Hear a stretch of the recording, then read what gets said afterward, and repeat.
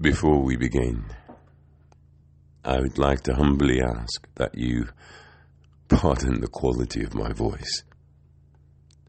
I am not exactly feeling superlative. This trifle of a sniffle still has me very much in its grips. However, inasmuch as I have stated that I prefer to speak only when I have something I feel worth saying, when I do have something worth saying, other than the Almighty, there are few things in this reality capable of keeping me from it.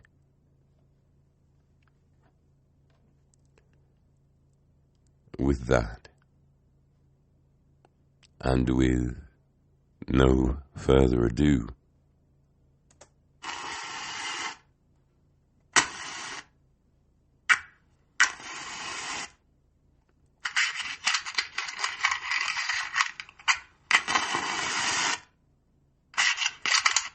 this is the Midnight Hour.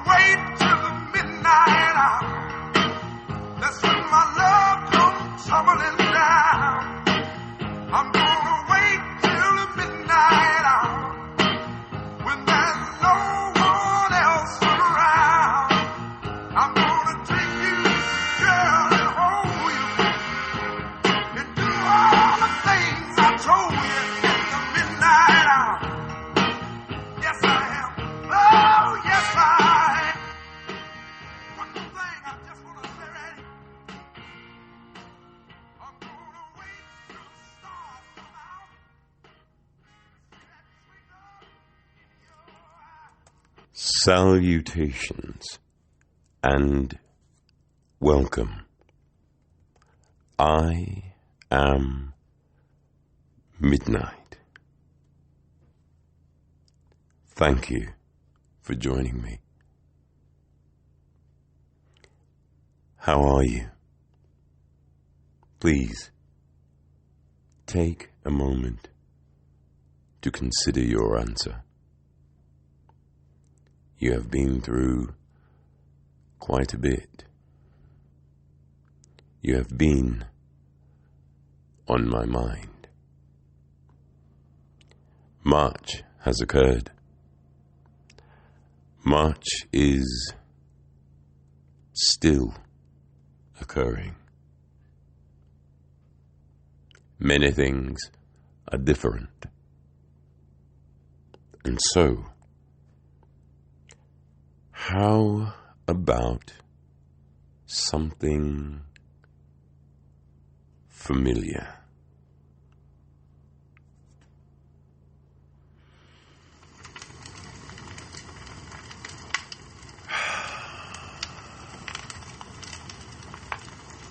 Much better. Do you remember our campfires?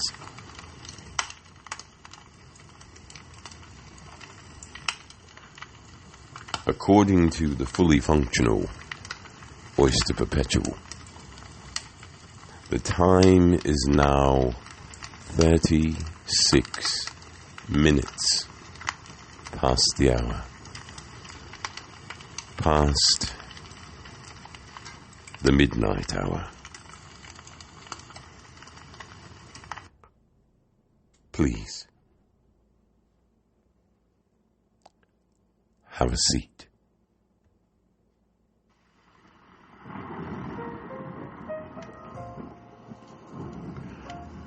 According to Kubler-Ross, there are 5 widely accepted stages of grief.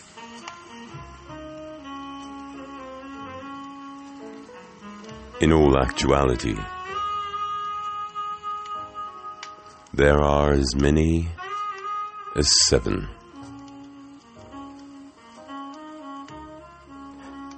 In keeping with our theme of familiarity, let us delve into the 5 most familiar stages.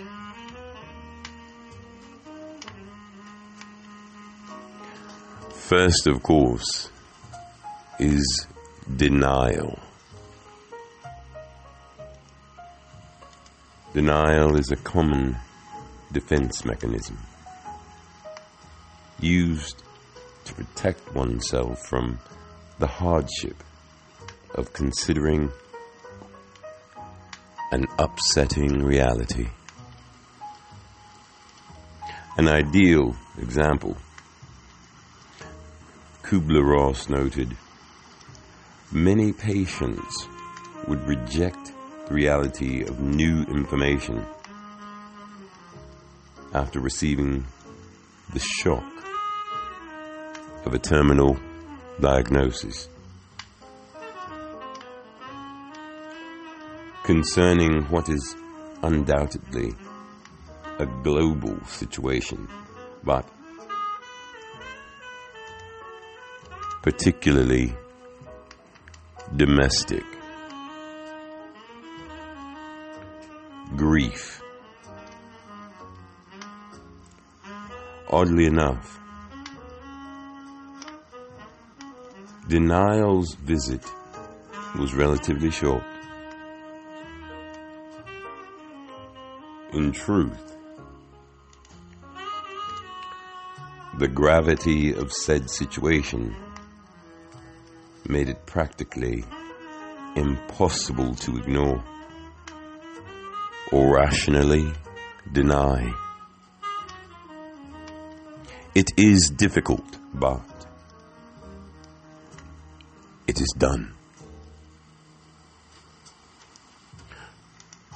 Although some may wish to declare foul,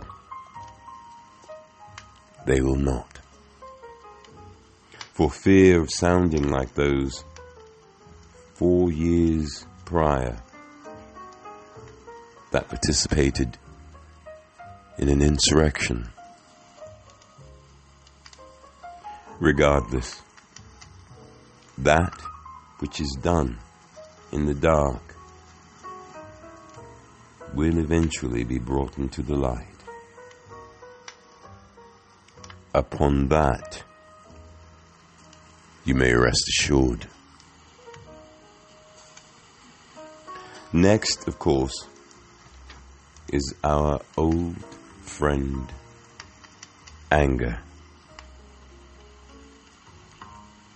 Grief that is not acknowledged or is suppressed often becomes anger, because while we are suppressing our grief, our bodies and brains feel abandoned and ignored. This creates conflict in our minds, resulting in anger.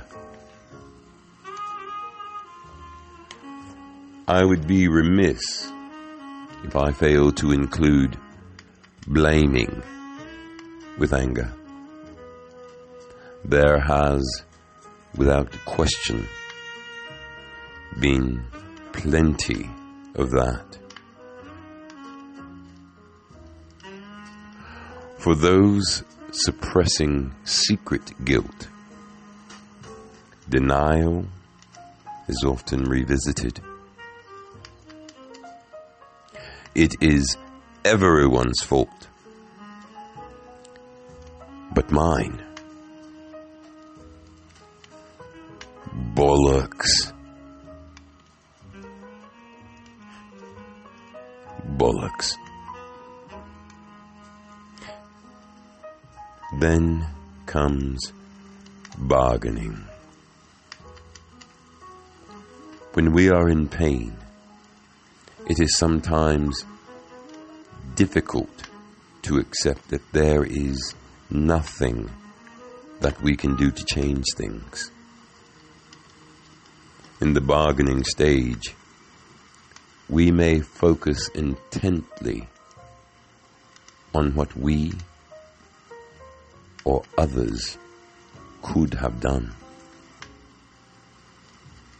what we could have done differently to prevent a loss or a change.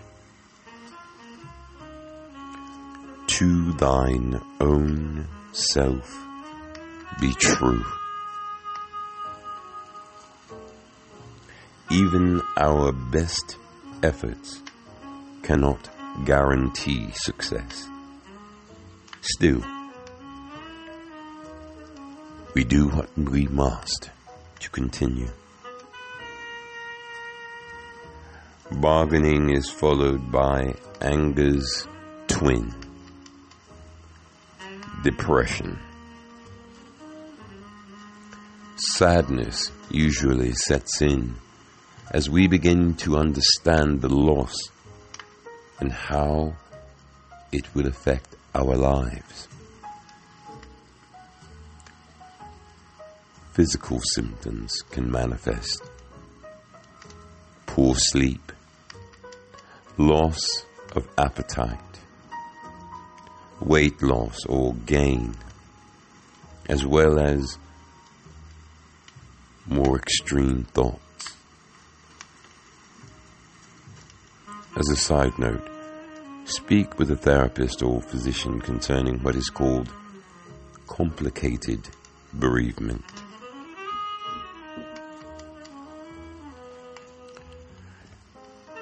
This brings us round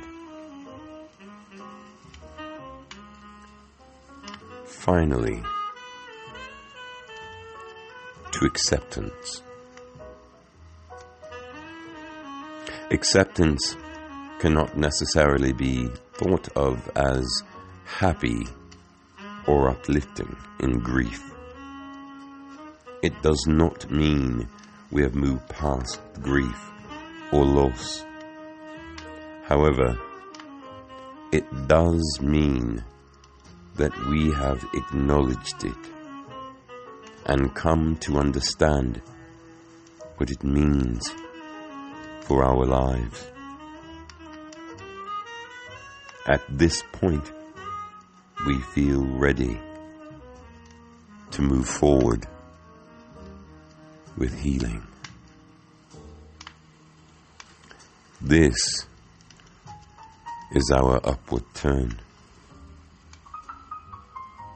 releasing the impossible weight of what could or should have been, to embrace what is left to love, to protect, to appreciate, to treasure, invest in, and to build upon. We begin to recognize the faith and hidden reserves of strength and determination which have seen us through much worse. As stated in episode previously, this is only the worst thing since the last worst thing.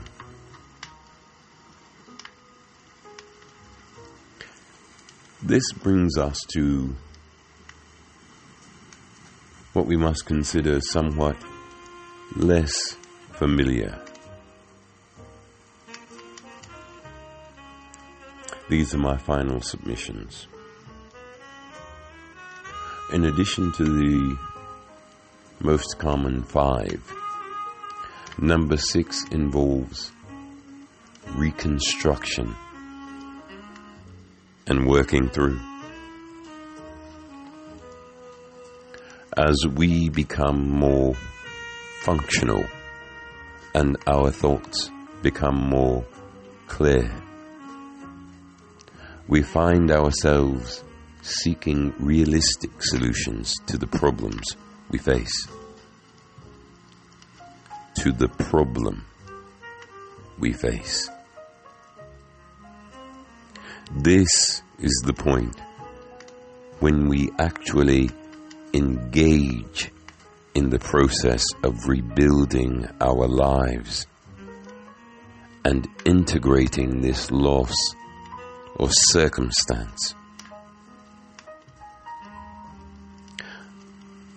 Next is number 7.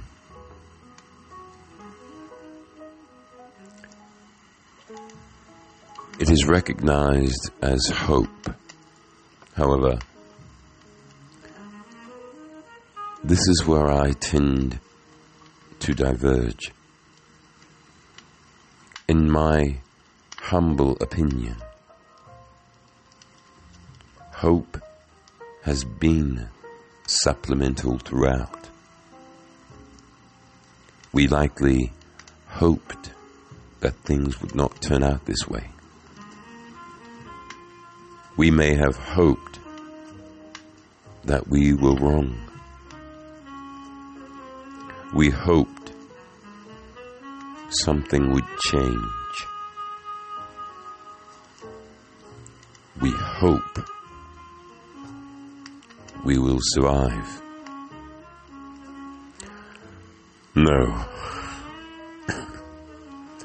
I believe my final stage of grief is what I lovingly call higher ground. That rarefied air where breathing once again becomes possible. The fog and smog of confused frustration lifts,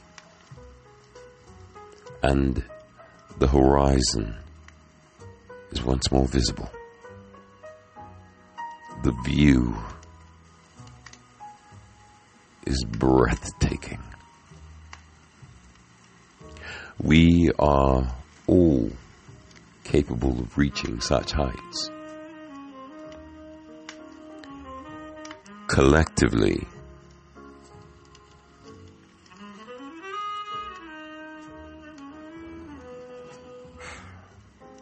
for the first time, I'm no longer so certain. I pray that you prove me wrong.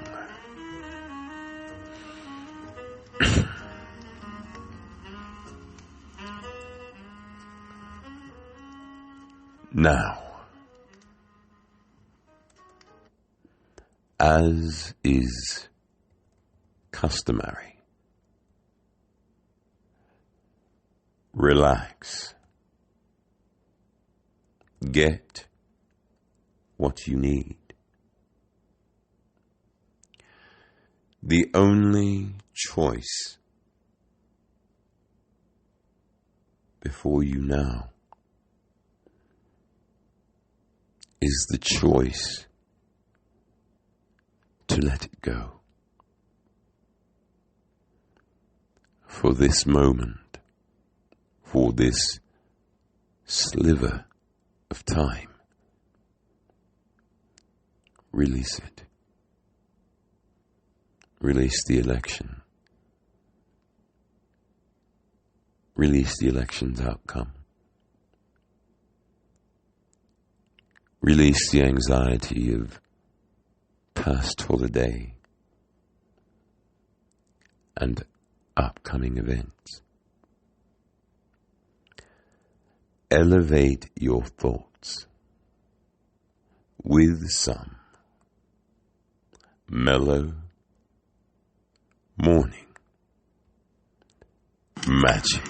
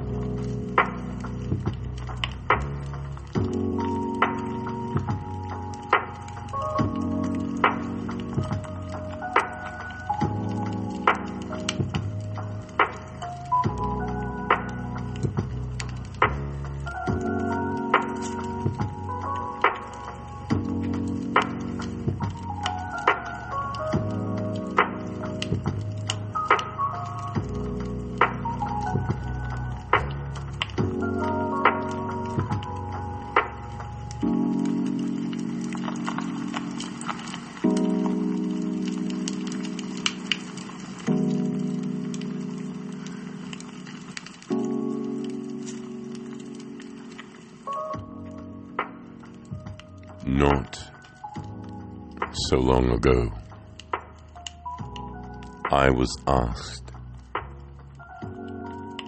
how recent political events in America looked to me as a veteran. In retrospect, my response was not so much a shock as it was a bit saddening. I stated that for the first time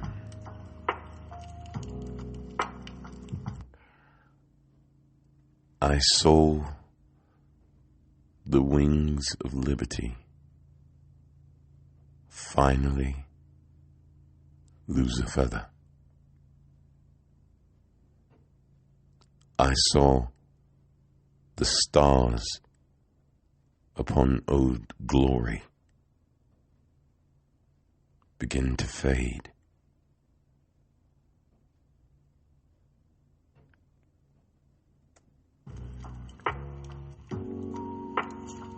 I have done my best to make it clear. My purpose is not to soothe or to placate you. I sell no sunshine. I simply, humbly, and freely offer a glimpse at us with the lights on.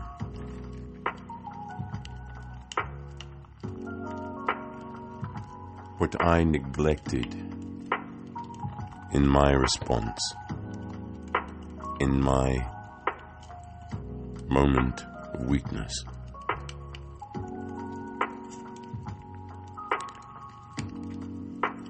I would never like for you to neglect. We live in one of the most wonderful experiments mankind has ever placed forth. True democracy. We cannot afford to take that for granted. In parting, I would like to leave you with a reminder of that wonderful experiment. This nation that so many have fought, sacrificed, and laid down their lives for. We can ill afford to simply hand it over and go gently into that night. So as a nudge, as a reminder, I offer you this. Journey well. Stay safe.